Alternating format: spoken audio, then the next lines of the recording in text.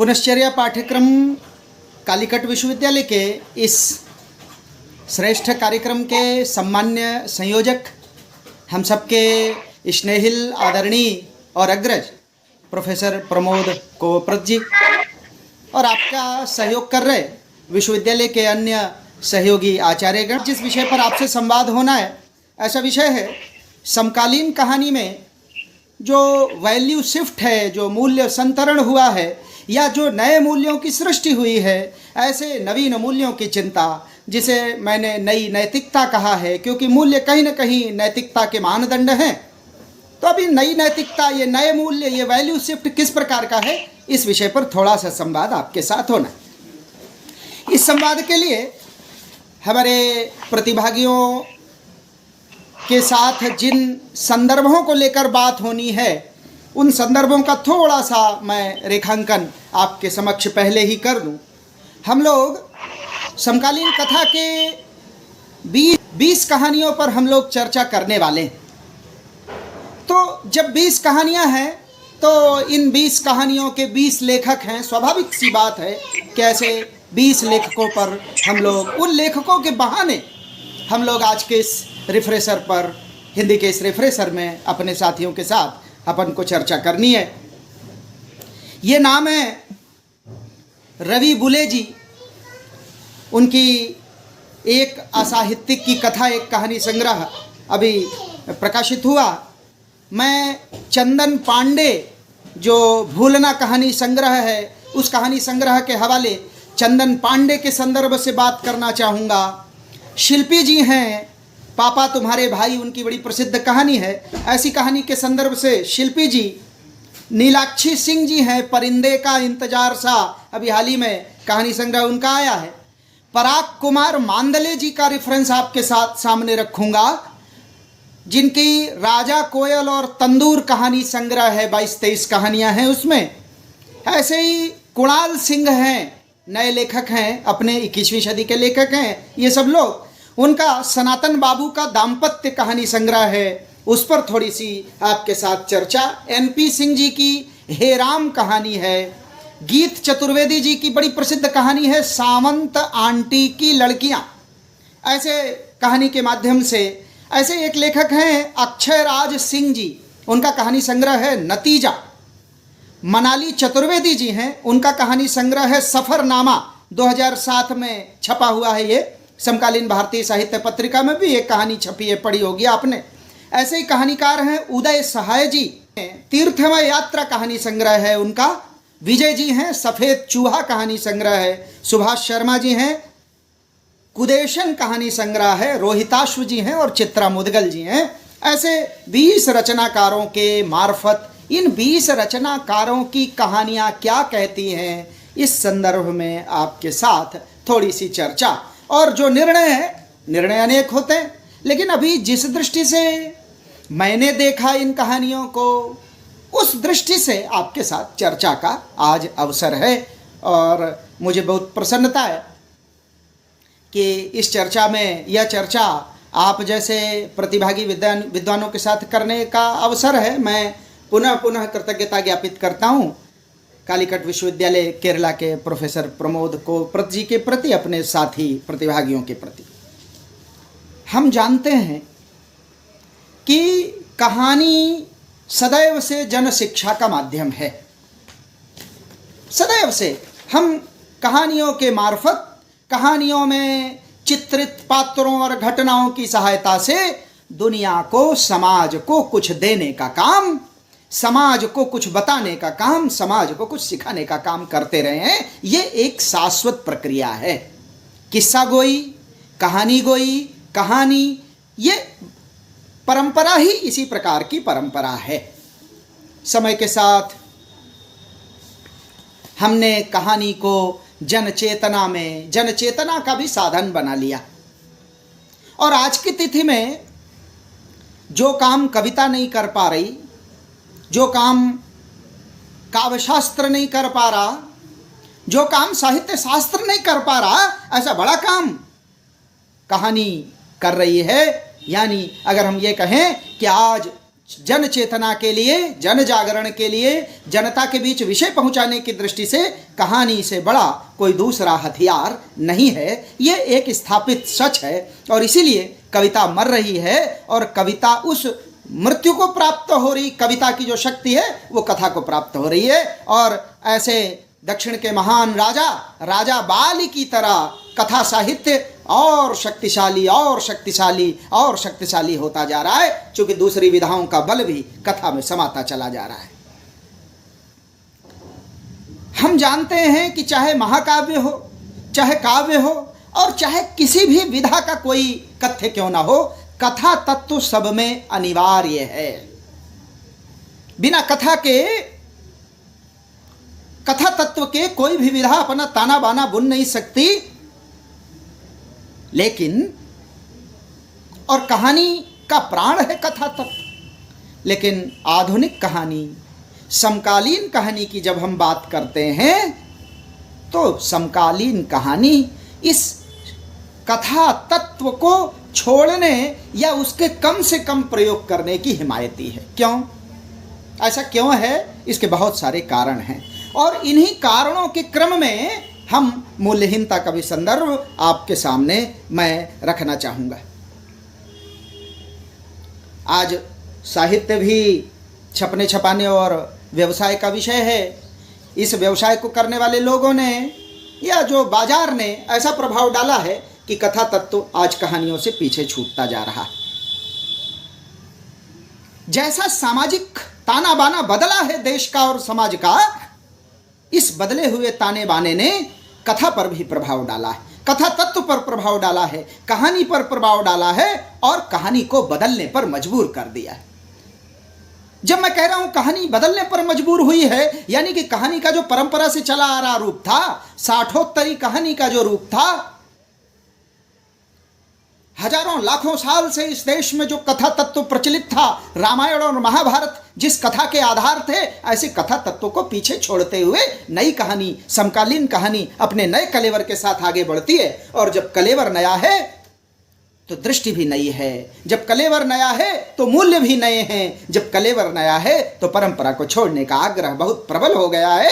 और इस प्रबल आग्रह ने, जैसे आप सफाई करने के लिए उतारू हो जाएं, आपकी कार है, आप अपने कार को साफ करते हैं, गीले कपड़े से साफ करेंगे तो पेंट बचा रहेगा, लेकिन जब तमाम केमिकलों से आप साफ करने पर, कार को चमकाने पर उतारू होते हैं तो कई बार वो पेंट भी उगड़ जाता है और कार सुंदर होने के स्थान पर कुरूप हो जाती है। ऐसी ही घटना आज समकालीन कहानी के साथ घटित हुई। हम चाहे इस तरह से कहें कि कहानी कुरूप हुई है और चाहे इस तरह से कहें कि कहानी का ढांचा बदल गया है, कहानी का कथ्य बदल गया है, कहानी का शिल्प बदल गया है, ये दोनों एक बातें हैं। ये दो प्रकार के मन के लोग एक ही बात को एकम सत विप्राह बहुधा वदंती, इस भाव से, इस तर्क से दो अलग लोग एक ही बात को इस प्रकार से कहते हैं। मैं दूसरी तरह से अपनी बात कहना चाहता हूं। मैं कहता हूं कि कहानी का ढांचा नहीं बदला, कहानी का वैविध्य नहीं बदला, कहानी की भाषा भर नहीं बदली, कहानी का शिल्प भर नहीं बदला, बल्कि कहानी कुरूप हुई है। कहानी इस तरह से बदली है कि अब जिन बातों को सिखाने के लिए कहानियों का आविष्कार इस देश में हुआ होगा, पंचतंत्र की कहानियां, जिन मूल्यों को परिवार में स्थापित करने के लिए कहानियों का निर्माण हुआ होगा, जिन मूल्यों की स्थापना और रचना के लिए कथा तत्व रामायण और महाभारत से होता हुआ, पंचतंत्र से होता हुआ इस देश के जन जन में, इस देश के कण कण में, इस देश के वृक्ष वृक्ष में, वनस्पति वनस्पति में व्याप्त हुआ होगा, वह भाव कमजोर हुआ है। और इसलिए इस कमजोरी के कारण मुझे लगता है कि यह भी एक सही कथन होगा कि मैं कहूँ कहानी कुछ कुरूप हुई है। क्या इसलिए लगाता हूँ क्योंकि अभी निर्णय की स्थिति नहीं आई है।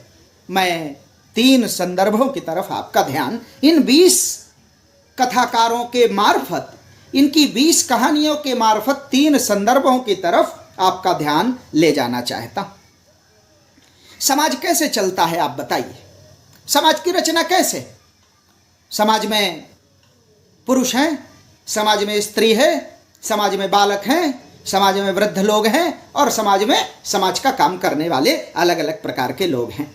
लेकिन पूरा समाज जिन दो पहियों पर चलता है, ऐसे पहिए हैं स्त्री पुरुष। चाहे गृहस्थ जीवन हो, चाहे गृहस्थ जीवन के बाहर का संदर्भ हो, चाहे युवावस्था हो, चाहे वृद्धावस्था हो, यही दो पहिए समाज को चलाने का काम करते हैं। इसलिए इन दो पहियों के संबंधों पर कहानियों ने सर्वाधिक जोर दिया है। ये दो पहिए संतुलन में हैं कि नहीं। आप कार चलाते हैं, आप मोटरसाइकिल चलाते हैं, आप हर 4 महीने 6 महीने में क्या चेक कराते हैं? पहियों में हम हवा चेक कराते हैं। सारा रखरखाव हमें पहियों का करना पड़ता है। और एक चीज और चेक कराते हैं, जिसे चेक करने का काम आज की समकालीन कहानी बार बार कर रही है। और पता नहीं चेक कर रही है या उस विद्रूपता को, उस विषयांतरता को, या उस असंबद्धता को, असाम्यता को प्रकट करने का काम कर रही है, ये आप निर्णय करेंगे। और शब्द है अपने यहाँ शास्त्र, जो बाजार है, बाजार में एक शब्द है अलाइनमेंट। हम कार के पहियों का अलाइनमेंट चेक कराते हैं। क्यों चेक कराते हैं अलाइनमेंट? ताकि कार एक दिशा में भाग न जाए, इस चिंता के लिए हम अलाइनमेंट चेक करते हैं। समकालीन कहानी स्त्री पुरुष संबंधों के अलाइनमेंट की कहानी है। इसी अलाइनमेंट को चेक करने की कहानी है, इसी संतुलन को बनाने की कोशिश की कहानी है। लेकिन यह कोशिश मूल्यों को छोड़कर की जा रही है, यह एक आपत्ति का विषय है। फिर मैं कह रहा हूं, हम एक ही एकम सत विप्राह बहुधा वदंती, बात कहने के तरीके अलग हो सकते हैं। मैं कह रहा हूं कि समकालीन कहानी की कोशिश मूल्यों को छोड़ने की कोशिश है। समकालीन कहानी की कोशिश नैतिकता को पीछे छोड़ने की कोशिश है। एक दूसरा विद्वान कहता है कि साहब ये नैतिकता को छोड़ना नहीं है, बल्कि नई नैतिकता के सृजन की कोशिश।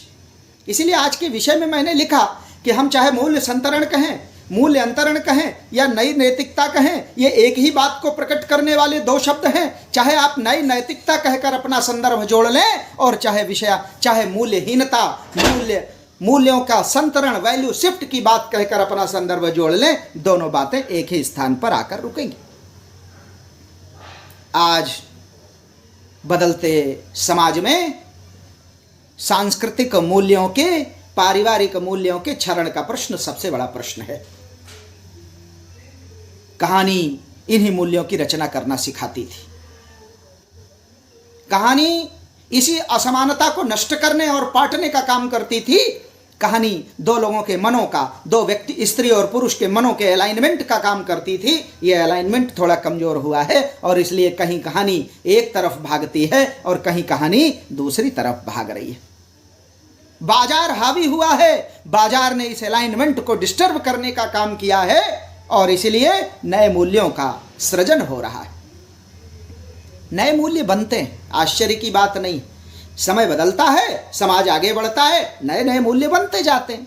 तमाम मूल्यों से हमारा परिचय नहीं था। जैसे एक जो मार्केटिंग का काम करने वाला व्यक्ति है, एक जो बाजार को सामान को बाजार में बेचने वाला व्यक्ति है, वो अपने ढंग से बाजार में नई नैतिकता के साथ सामानों को बेचता है। एक टीवी में विज्ञापन आता है जिसमें एक प्रेशर कुकर, सुजाता नाम की कंपनी का एक प्रचार एक व्यक्ति कर रहा होता है।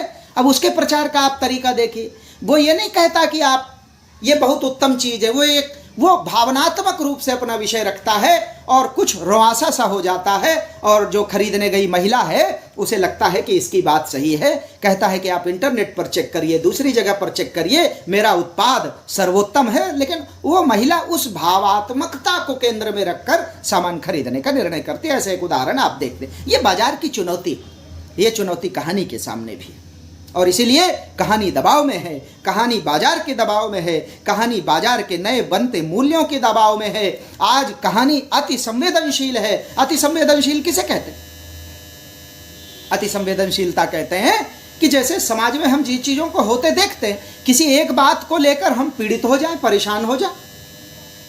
मैं अभी अनेक कहानियों का उदाहरण आपके साथ दूंगा, लेकिन मैं संवेदनशीलता की दृष्टि से एक कहानी, अक्षय राज सिंह जी हैं, नए कहानीकार हैं अक्षय राज सिंह जी, और उन्होंने एक कहानी लिखी नतीजा।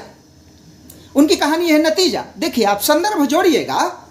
मैं कह रहा हूं संवेदनशीलता सबकी अलग अलग है, लेकिन बाजार इस संवेदनशीलता के भी क्षरण के लिए जिम्मेदार। आप जानते हैं कि इस नतीजे कहानी का जो नायक है उसका पेशा क्या है, वो क्या काम करता है, उसकी जीविका क्या है, उसकी संवेदनशीलता किस तरह से मरी हुई है? मैं बताता हूं। ये अक्षयराज जी कहते हैं अपनी इस कहानी में कि जो नतीजे कहानी का जो नायक है वो बाजार से जानवरों को, वृद्ध जानवरों को खरीदता है, रोगग्रस्त जानवरों को खरीदता है। अब तक आपने क्या सुना था? लोग जानवरों को खरीदते हैं, जानवरों का वध करते हैं, उनके मांस को खाते हैं। यह परंपरा से चला आ रहा था हजारों साल से। अब तक आपने सुना होगा कि जानवरों को युद्ध में प्रयोग करते थे। सैनिक चल रहे हैं, अपने सामने जानवरों के झुंड को अपने आगे खदेड़ दिया तो वो साथ आने अगले की सेना आपको तितर बितर कर देते थे। हाथी ऐसा काम करने वाला सबसे बड़ा औजार था। और इसीलिए हमारे यहाँ शास्त्रों में दीपावली का अवसर चल रहा है, हम देवी लक्ष्मी से क्या प्रार्थना, युद्ध में विजय की जब प्रार्थना करते हैं तो इसी प्रकार की प्रार्थना करते हैं कि हमारे पास ये चीजें हों।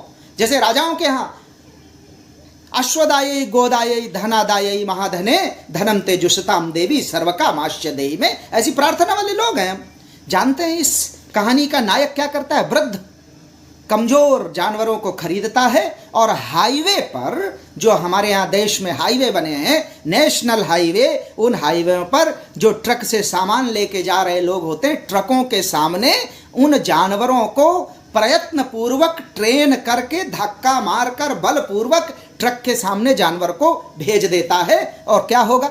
उस जानवर का एक्सीडेंट हो जाएगा। एक्सीडेंट हो जाएगा तो फिर वो ट्रक वाले से निगोशिएट करता है और निगोशिएट करके धन वसूलता है। ये उसकी जीविका है। मैं जब अक्षयराज सिंह जी की नतीजे कहानी पढ़ रहा था, किस नतीजे की बात करना चाहते हैं मुझे समझ में नहीं आया, लेकिन यह नतीजा नई नैतिकता का नतीजा है। आखिर यह युवक जिसने जीविका के रूप में इस व्यवसाय को अपनाया है और वो निगोशिएशन करना, अधिक पैसा वसूलना, एफआईआर करने की धमकी देना और उस धमकी के बल पर पैसे वसूलने का काम, ये कैसी नैतिकता? दुनिया की, पूरी दुनिया की कहानियों में इस प्रकार की कहानी आपको मिलेगी क्या? लेकिन यह कहानी जीवन के एक यथार्थ को प्रकट करने वाली कहानी है। ऐसी कहानियां जब आ रही हैं, मैं इसीलिए कह रहा हूं, चाहे आप मूल्य संतरण कहें और चाहे नई नैतिकता कहें, एक नैतिकता, आप किस नैतिकता का पालन करने वाले? आप सड़क पर जाते हैं, कोई मरा हुआ जानवर पड़ेगा तो आप उसे बचाते हैं, उठाते हैं, जल पिलाते हैं, उसकी सेवा शुश्रूषा करते हैं, उसकी जीवन रक्षा का काम करते हैं। लेकिन अभी इस कहानी का नवयुवक क्या काम करता है? वो जीवन लेने का काम करता है। और लेना भी कैसा? आपको क्या लगता है कि ये जो एक्सीडेंट में जो जानवर, किसी का पैर टूटा, किसी का सर फूटा होगा, वो उन्हें ले जाकर इलाज कराता है? नहीं, उसे फेंक देता है, उसके स्थान पर दूसरा खरीदता है। यही उसका जीवन है, यही उसकी जीविका है। यह क्या है? मैं एक सवाल अपने प्रतिभागियों के सामने रखना चाह रहा हूं कि आखिर यह क्या, ये क्या है? हमने अपने बाप दादाओं से जो मूल्य सुने थे, जो नैतिकता उनसे हमने सीखी थी, आज वह नैतिकता समकालीन कहानी में व्यवस्था बनकर उभरती है। और ऐसी व्यवस्था का चित्रण चंदन पांडे से लेकर नीलाक्षी सिंह, रोहितास्व, विजय, ऋतु सारस्वत, सुभाष शर्मा, मनाली चतुर्वेदी, ये सब इसी नए नैतिकता की बात करने वाले कहानीकार हैं। मैं इनकी एक एक कहानी जरूर आपके सामने, क्योंकि मैं विषय बता दूं, निर्णय सुना दूं, इससे बात स्पष्ट नहीं होती। मैं उस कथा बहुत संक्षेप में पात्र का नाम लेकर उस घटना को आपको जरूर बताऊंगा। आप निर्णय निकालिएगा कि यह किस प्रकार की समकालीन कहानी की दशा है। अकारण नहीं है कि सर्वहारा इस समकालीन कहानी से नदारत, अकारण नहीं है कि मजदूर इस कहानी से गायब है, अकारण नहीं है कि भूखा और नंगा व्यक्ति इस कहानी से गायब है, अकारण नहीं है कि विवश आदमी, पीड़ित आदमी, कष्ट से पड़ा हुआ आदमी और समानता को खोजने के संस्कार वाला आदमी आज इस कहानी से गायब है। आज यह कहानी अवसरों की समानता की कहानी नहीं कहती, समानता की कहानी नहीं कहती, बल्कि अवसरों को चुनौती के रूप में पेश करती है। और ऐसी एक चुनौती, ये जो मैंने आपको अक्षयराज सिंह जी की कहानी बताई, ये नई चुनौती के रूप में अपने नायक को कहानी के मुख्य पात्र के रूप में प्रस्तुत कर रही। जब हम शास्त्र रचते हैं या जब हम निर्णय सुनाते हैं तो हमें एक काफ़ी बड़ा ताना बाना बुनना पड़ता है, और उस ताने बाने के आलोक में हमें निर्णय करना पड़ता है। मैं भी एक बड़ा ताना बाना आपके सामने जरूर बुनना चाहता हूँ। समकालीन कहानी 80 और 90 आप 80 के बाद मान लें, लेकिन मैं जिनकी बात कर रहा हूँ ये 2000 के बाद की कहानियों की चर्चा है, मैं आपसे करना चाहता हूँ। यानी 2000 से 2020 ऐसे 20 वर्षों की कहानियों की चर्चा मैं आपसे कर रहा हूँ।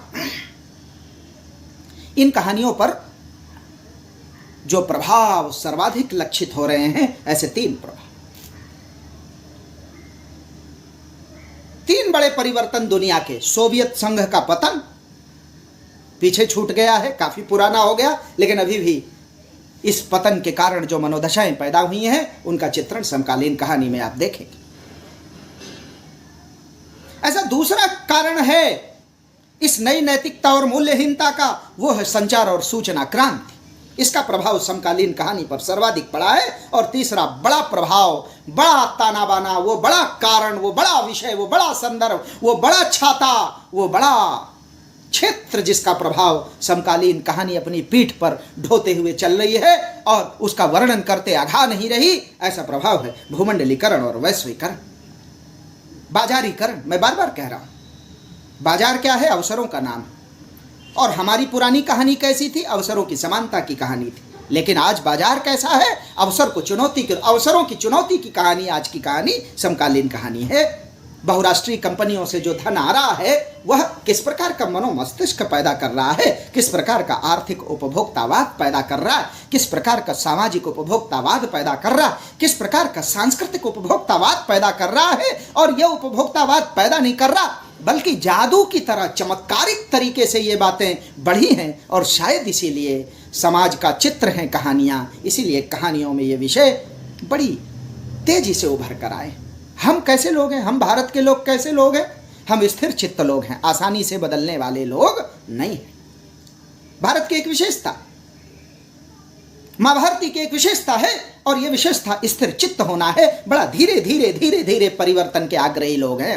हम तेजी से बदलने वाले लोग नहीं हैं। हम अमेरिका नहीं हैं, हम ब्रिटेन नहीं हैं, हम यूरोप नहीं हैं, हम किसी एक छोटी बात पर बहुत बड़ी प्रतिक्रिया करने वाले लोग नहीं हैं। हमारा मन धीरे धीरे धीरे धीरे धीरे धीरे, इसीलिए हमारे यहाँ का नायक कैसा है? धीरोदात्त नायक है। हमारे यहाँ का नायक कैसा है? धीर और उदात्तता उसकी विशेषता है। शनै शनै शनै शनै परिवर्तन, और ऐसे परिवर्तनों से भारतीय जीवन मूल्य बने हुए। लेकिन इन बने हुए मूल्यों को इस बाजारवाद ने, और इस बाजारवाद के विषय रखने वाली समकालीन कहानी ने देखिए कैसे रिप्लेस किया है। आप देखिए, हमारे जीवन में है, मैं स्वीकार करता हूं, अपने जीवन में ये बातें हैं, ये सच बात है। लेकिन जीवन से उतरकर कब कहानियों का विषय बन गई, और ये कहानी किस नई पीढ़ी का निर्माण करेंगी, कर रही हैं, ये आपको निर्णय करना। आप देखिए कि हमारी कहानियां कैसी कहानियां थीं। हामिद का चिमटा, आपने प्रेमचंद की कहानियां पढ़ी। बचत की कहानी, छोटी छोटी बचत करके अपनी बूढ़ी काकी के लिए चिमटा लाना हामिद के जीवन का सपना था। अपने जेब खर्च से बचत करके चिमटा खरीद कर दिया। एक युग, एक कहानी ये है। और समकालीन कहानी कैसी है? बचत का स्थान, अब बचत के स्थान पर निवेश महत्वपूर्ण हो गया है, संयम के स्थान पर उपभोग महत्वपूर्ण हो गया है, सादगी के स्थान पर आक्रामकता महत्वपूर्ण हो गई है। अब धैर्य का स्थान नहीं है, क्विक रिजल्ट चाहिए, तुरंत परिणाम चाहिए। ऐसी तुरंत परिणाम की कहानियां हमारे सामने हैं। सामूहिकता अब महत्वपूर्ण नहीं रह गई। सामूहिकता का स्थान किसने ले लिया? अकेलेपन ने ले लिया है। यही नई नैतिकताएं हैं जो हमारे देखते देखते, कम से कम मेरे देखते देखते, मैंने जब कहानी पढ़ना शुरू किया था और आज अभी जो कहानियां मैं पढ़ रहा हूं, ऐसा बड़ा परिवर्तन मैं महसूस करता हूं। और ये परिवर्तन शायद इसलिए है क्योंकि इधर बीते 30-40 वर्षों में मध्य वर्ग का अभूतपूर्व विस्तार हुआ है। चिकित्सा अब व्यावसायिक हो गई है। आज कल महान विद्वान धन्वंतरी का जन्म दिवस था।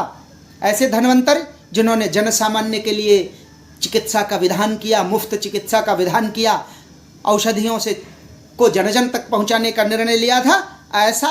ऐसे धन्वंतरी के देश में आप चिकित्सालय में चिकित्सा कराने जाते होंगे और ये आप ही जानते होंगे कि हमारे जीवन का सबसे बड़ा खर्चा आज की डेट में क्या है। अगर यही बात कहानी कह रही है, समकालीन कहानी इसे आंदोलन की तरह इस विषय को रख रही है, तो क्या गलत कर रही है?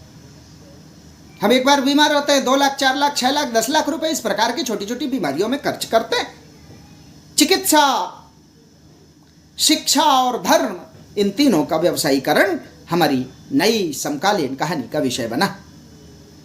मैंने एक बात आपसे कही थी, मैं उसे रिपीट कर रहा हूं। आज प्रेमचंद के युग में कहानी, सन 60 के दशक तक की कहानियां और आज की कहानियों में 2 बड़े अंतर हैं। और ये अंतर हैं कि अब आज की कहानी में किसान नहीं है। सच ये है कि हमारे महानगरीय जीवन में भी किसान नहीं है, मध्यवर्गीय जीवन में किसान नहीं। किसान नदारत हो गया है। अब जय जवान जय किसान का नारा बासी हो चुका है, किसान केंद्र में है ही नहीं। मुझे लगता नहीं है कि किसान को केंद्र में रखकर कितनी कहानियां इस समय रची जा रही हैं। रची जा रही होंगी, लेकिन मैं जिन कहानियों का संदर्भ लेकर आपके पास बैठा हूं, मैंने जो कहानियां पढ़ी हैं, उनसे जो निर्णय निकले हैं, उन निर्णयों को आप तक पहुंचाना मेरा लक्ष्य है। मुझे दिखी ही नहीं, इन 20 रचनाकारों ने एक भी कहानी किसान पर नहीं लिखी। इन 20 रचनाकारों ने मजदूरों पर कहानियां नहीं लिखी, सर्वहारा पर कहानियां नहीं लिखी, तो फिर कहानियां किस बात पर लिखी? क्योंकि ये जो नए रचनाकार हैं, नए नए लड़के हैं, नई उम्र के नवयुवक हैं, और नवयुवक के लिए सर्वाधिक आकर्षण का विषय जो कि प्रेम होता है। और प्रेम में भी प्रेम की सफलता की तो कोई कहानी होती नहीं। जिसका प्रेम सफल हो गया वो कहानी बनता ही नहीं। कहानी बनती कौन सी है? प्रेम की असफलता ही कहानी बनती है। इसलिए प्रेम की असफलता को लेकर, लेकिन दुख ये है कि यह शाश्वत प्रेम, इसकी असफलता की सैकड़ों नल दमयंती की कथा से लेकर और शकुंतला की कथा तक, राजा दुष्यंत की कथा तक इस प्रेम की असफलता की कहानियां हैं। वहां हमारे चित्त में जो बातें नहीं आती, आज जिस प्रकार से वासनात्मक तरीके से, जिस प्रकार से नग्न तरीके से इन नवयुवकों ने प्रेम की कथाएं लिखी हैं, ये केवल आपत्तिजनक भर नहीं है। मैं 1-2 कथन आपको पढ़कर सुनाऊंगा। हमारे हिंदी के पाठक को जानना चाहिए कि किस प्रकार के लोग लिख रहे हैं। हम अपने बच्चों से जिस साहित्य को छिपाते हैं, हमें लगता है कि हमारा कक्षा 10-11 में पढ़ने वाला जो बालक है वो इस कहानी को पढ़ने ना पाए। ऐसी कहानियां अखबारों में छप रही हैं, ऐसी कहानियां समकालीन कहानी के नाम पर पत्रिकाओं में छप रही हैं। मैं 2 कहानियों का संदर्भ जरूर आपसे कहूंगा और मुझे कोई गुरेज नहीं है। आप सब जो कहानियां आप पत्रिकाओं में छपी हैं, प्रकाशनों से छपी हैं, आप तक उनका संदेश पहुंचना चाहिए, मुझे ऐसा लगता है। मैं अब कुछ कहानियों के उदाहरण से, कुछ कहानियों का संदर्भ देकर आपसे चर्चा करना चाहता हूं। रवि बुले जी, मैंने पहला नाम लिया था कि रवि, अब ये जो बातें हैं इनको हम उदाहरणों के रूप में देखते हैं कि समकालीन कहानीकार का मन मस्तिष्क कैसा है, उसकी रचना कैसी है, वह उसका मन कैसा है। मन है कि मनोगत प्रलाप है? मैं मन नहीं कहता। समकालीन कहानी के ठीक पहले तक कहानियों में मन प्रकट होता है। आज की डेट में समकालीन कहानी में मन नहीं है, मनोगत प्रलाप है। प्रलाप, हमारे यहाँ 24 संचारी भाव हैं, आप सब जानते हैं। प्रलाप किसे कहते हैं? प्रलाप कहते हैं जिस बात को समाज स्वीकार न कर रहा, उल्टी पुल्टी बातों को आप करने लगे, ऐसा संचारी भाव है प्रलाप। इसी प्रलाप की कहानी समकालीन कहानीकार लिखता है। मैं कुछ प्रलापों को का रेफरेंस आपके सामने रखता हूं। प्रसिद्ध कथाकार हैं, कहानीकार हैं, समकालीन कहानी के एक बड़े नाम है रवि बुले जी। अब देखिए, रवि बुले बहुत शुरू में ये कहानी लिखते हैं, आप मन देखिए इस कहानीकार का। और कहानी का शीर्षक है पुरखों का घर। नाम से पता चल रहा होगा कि अब पुरखे महत्वपूर्ण नहीं रहे, पुरानी पीढ़ी महत्वपूर्ण नहीं रही। कवि कह रहा हूं, लेखक अपने इस कहानी में कहता है कि हमारा समाज, हमारा परिवेश, हमारी परंपराएं, हमारी विरासत, हमारा अतीत, ये सब अब भूतहा प्रदेश जैसा मानना चाहिए। इसे ऐसा माहौल बना रही हैं जैसे ये किसी भूतहे प्रदेश की चीजें हैं, इसलिए इन्हें छोड़कर आगे बढ़ना चाहिए। पुरखों का घर, और उस घर में इन पुरानी विरासतों को हटाकर नई नई विरासतें, नई मूल्य, नई नैतिकताओं की स्थापना करनी चाहिए। यह घोषणा है कथाकार। बहुत शुरुआती कहानी है। यहाँ से कथाकार का मन पता चलता है कि सोच क्या रहा है, और बाद में रवि बुले जी इन बातों को स्थापित करते हुए दिखते हैं। इन्हीं की एक कहानी है जो मध्य की कहानी है। कहानी है आईने, सपने और बसंत सेना। कवि ने कहा है, लेखक कहानीकार कहता है कि अब अतीत के जीवन को, अतीत के मूल्यों को जीने का समय नहीं है, बल्कि किसे जीने का समय है?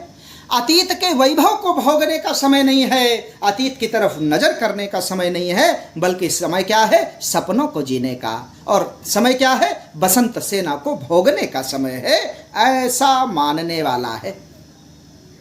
लेखक ने कहा है कि प्रत्येक व्यक्ति औरत को नहीं, बसंत सेना को भोगना चाहता है। यही इनकी इस कहानी का मर्म है। मैं इसका अधिक विस्तार नहीं करना चाहता, क्योंकि यह रवि बुले जी का एक दृष्टि है। लेकिन कहानीकार बसंत सेना के मिथक को आधुनिक समाज पर घटित करने में सफल रहा है, ये मैं आपसे कहना चाहता। चंदन पांडे काशी हिंदू विश्वविद्यालय के पढ़े हुए हैं। चंदन पांडे जी नए कथाकार हैं, अनेक कहानी संग्रह इनके आगे बड़े लोकप्रिय हैं। आप सबने नाम जरूर पढ़ा होगा, बिल्कुल नवयुवक है चंदन पांडे जी। चंदन पांडे की एक बड़ी प्रसिद्ध कहानी है रेखा चित्र में धोखे की भूमिका। अब देखिए, कहानीकार कहता है कि यह नई नैतिकता समाज पर किस तरह से हावी हो रही है, इसका एक उदाहरण है ये कहानी। कहानी में कहानी का नायक है नारायण और एक वाचक की दीदी हैं। इन दोनों के बीच प्रेम रहता है, और यह प्रेम अशरीरी से प्रारंभ होकर शरीरी से होता हुआ, और फिर अलगाव, और अलगाव ही नहीं बल्कि धोखे की भूमिका का निर्माण करता। इसलिए धोखा कैसा? छल करना। धोखा किसे कहते हैं? छल करने को धोखा कहते हैं।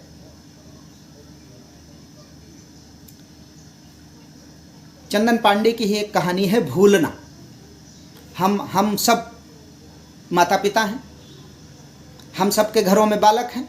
वो सब लोग आईआईटी, इंजीनियरिंग और मेडिकल की तैयारी कर रहे हैं, आईएएस की तैयारी कर रहे हैं, कंपटीशन की तैयारी कर रहे हैं।